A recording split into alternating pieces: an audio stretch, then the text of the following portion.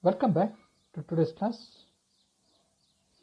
In this session, we'll continue with a physical layer operation. Previously, we have seen three channels: transport channel, logical channel, and physical channel, in which each channel will be operated for a particular layer. Okay. Now, the very important concept of your LTE will be physical layer channel, in which the procedures that provide crucial services to higher layers, in which dynamic channel dependent scheduling and MIMO transmission, including open loop and closed loop MIMO operations. Okay, there are two key features of LTE to be provided for high spectrum efficiency, both of which require specific feedback control and signaling.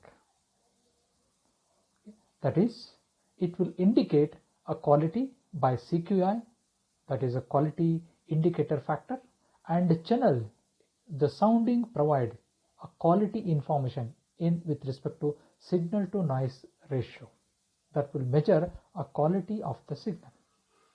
Similarly, we have rank indicator and precoder matrix indicator. We call it as a PMI.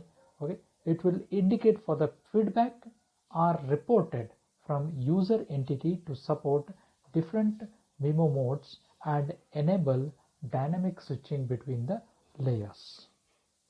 Okay, that is, these resources, however, are in the uplink are limited, so keeping to the overhead, so that low requires careful design of uplink reporting operations.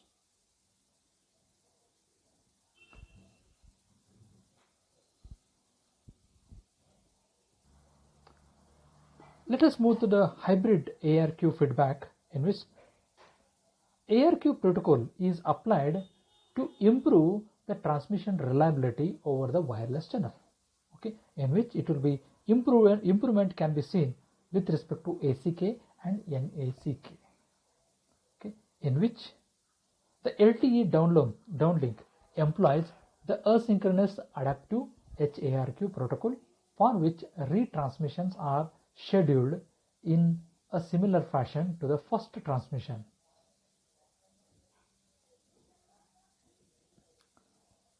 Similarly, in the uplink synchronous adaptive HRQ, for which the retransmissions are automatically scheduled after a certain time window, and the UE, that is user entity, does not need to send HARQ process number. Okay, as we have seen with a numbering 1A, 2A like this, in which HARQ protocol is used, for which the transmission are automatically, that is the retransmission are automatically scheduled after a certain time window, and the user entity does not need to send HARQ process number. That is, automatically it will trigger, okay, at a certain interval. Okay, since with the different frame structures, the HRQ protocol, okay, is different for FDD and TDD. It will be different in the both, that is the frequency division and time division. Okay, look at this.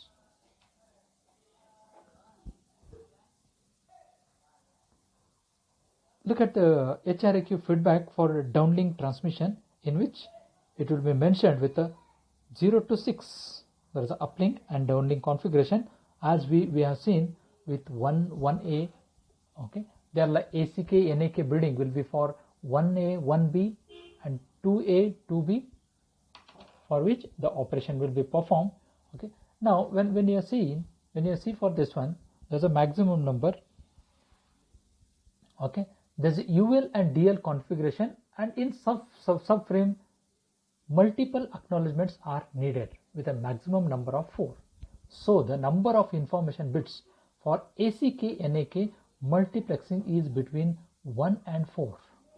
Okay, look at this one. There are the subframes what we have mentioned here. Okay, horizontally from 0 to 9.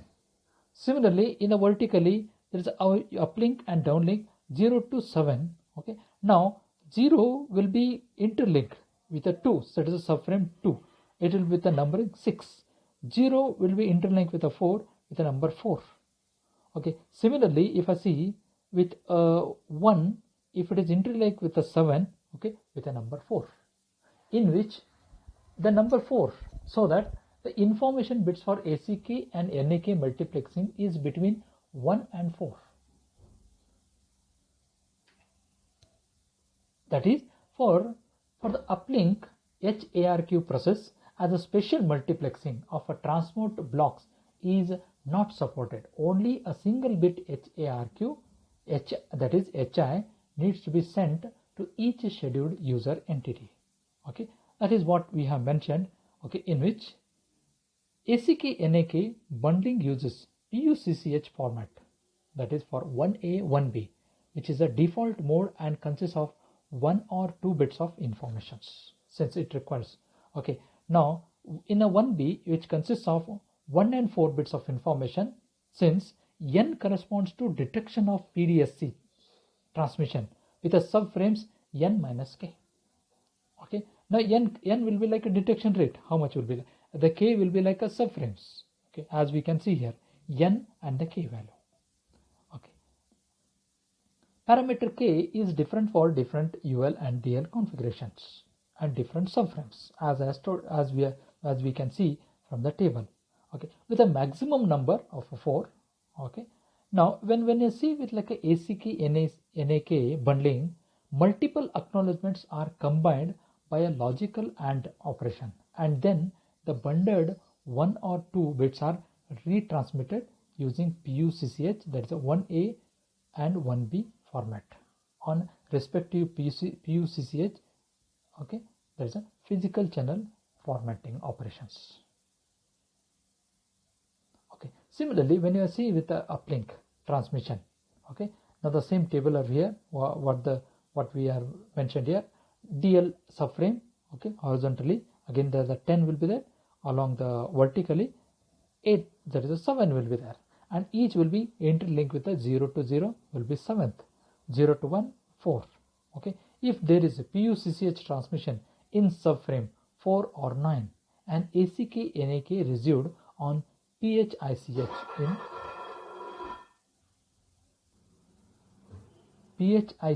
in subframe, N is associated with PUSCH transmission in the subframe N minus 6. For the uplink HARQ process, as a special multiplexing of a transport blocks is not supported. Only a single HARQ indicator needs to be sent to each scheduled UE. Okay, that is why in TDD mode, it will be different from the feedback for downlink transmission. There is no problem to transmit multiple acknowledgements on PHICH. Okay, now it is a mainly, okay, it is a dealing with like ACK and NAK bit operations, in which it will be indicated with a channel quality.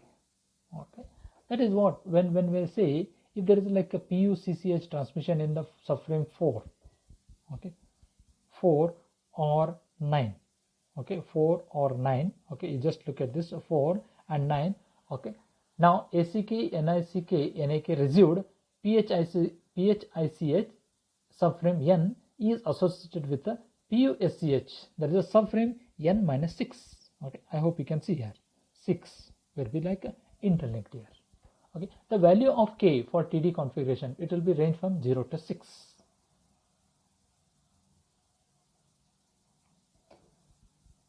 Okay, the next will be like a CQI feedback.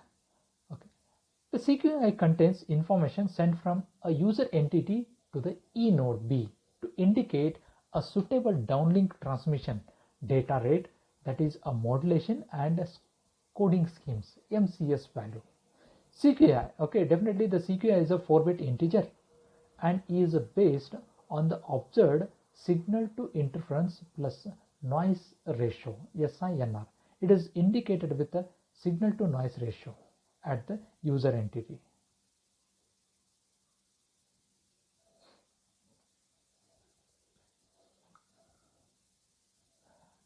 The CQI estimation process takes into account the user equipment capability such as number of antennas and a type of receiver used for detection.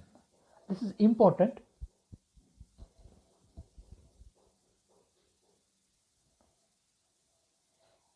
The CQI estimation process takes into account the user equipment capability such as number of antennas and type of receiver used for detection.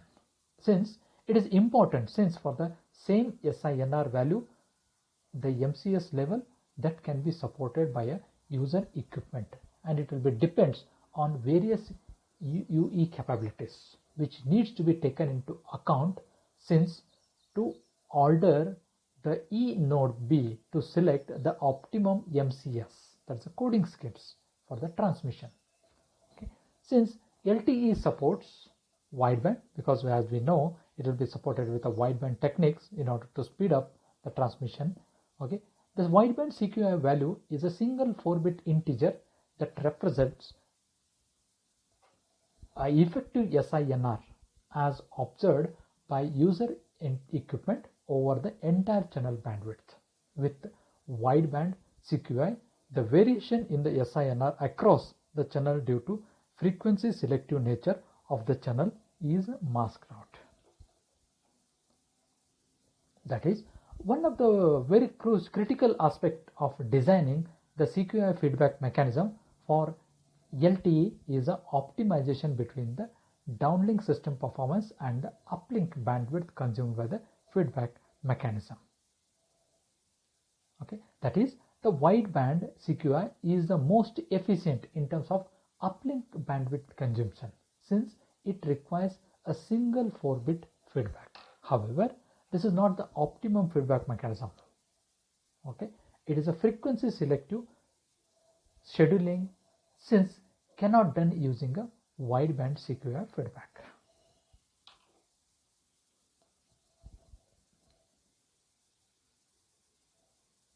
Okay, now as I told, with a CQI will be 4-bit. Okay, now look at this one.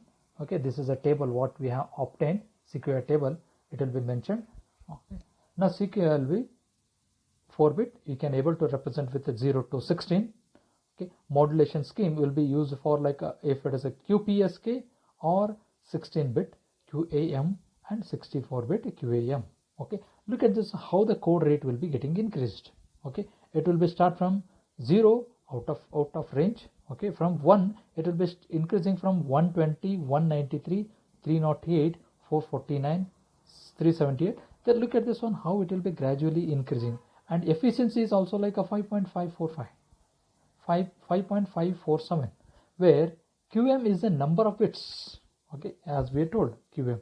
Okay, number of bits in the modulation constellation, and CQI index 4 as an example of a 2 for QPSK. Look at this one, how the efficiency will be calculated here. Okay, now 2 as we took with the QM will be 2. Okay, efficiency will be 2. There's a 308. You can look at this one, 2 308 divided by 1024. As we know that 1024 will be 1K we are mentioning here.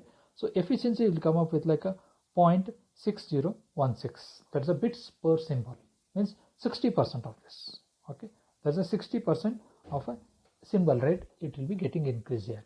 Means since it is for the QPS, okay, that is a CQI feedback modes what we are using reported for the information included for the precoder matrix indicator PMI and rank indicator RI on PUSCH or PUCCH. Okay, now look at this one, how the reporting will be supports for a different formats, wherein which reporting characterized by CQI feedback. Okay, it will be like open loop or a closed loop. Okay, now wideband will be like supporting with a mode 1 to 0 for no PMI, for single PMI mode 1 to 1.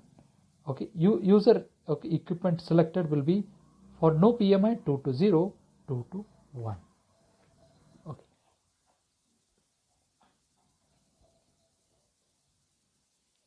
Since this will indicate a mode characterized by a specific CQI feedback type and PMI feedback type. Okay, for periodic reporting and aperiodic reporting, okay, there are 7 transmission modes in the downlink. Okay, as we have seen. Okay, and each of them, okay, 7 transmission mode, what we have took with the vertically 0 to 6. Okay, and each of them supports a specific subset of a reporting modes. The details, okay, the details will be, okay, will be like a operation in which how it will be transmitted. Okay, whether with a single antenna, transmit diversity, open loop spatial multiplexing, closed loop spatial multiplexing, multi-user MIMO, closed loop with a rank 1, or single antenna for port and port 5. Because in order to support with a mode, okay, it will be periodic mode from 1 to 2.2, 1 to 0 and 2 to 0. Okay, since it will describe the reporting. Since it describes the reporting where the user equipment is semi-statistically configured by higher layers to periodically feedback. Okay, that is, if I say mode 1 to 1 and mode 2 to 1 report a single PMI for a MIMO modes, that is only the wideband PMI is reported. The periodic CQI feedback is, and it is useful for scheduling and adaptive modulation and coding, and also be used to check or change semi-static parameters such as MIMO mode or transmission mode. Okay, now when we see, okay, there will be like various types will be supported here. Type 1 will supporting CQI feedback. Type 2 supports wideband CQI and PMI feedback. Type 3 supports RI feedback. Type 4 supports wideband CQI. Okay, now if I categorize this one, okay, 1 to 1, 2 to 1, 1 to 0, 2 to 0, 2 to 0, in which, okay, it will be periodically reporting to the user equipment, okay, on selection of CQI. Okay, that will be decided by the bandwidth. Okay, how the operation will be performed here.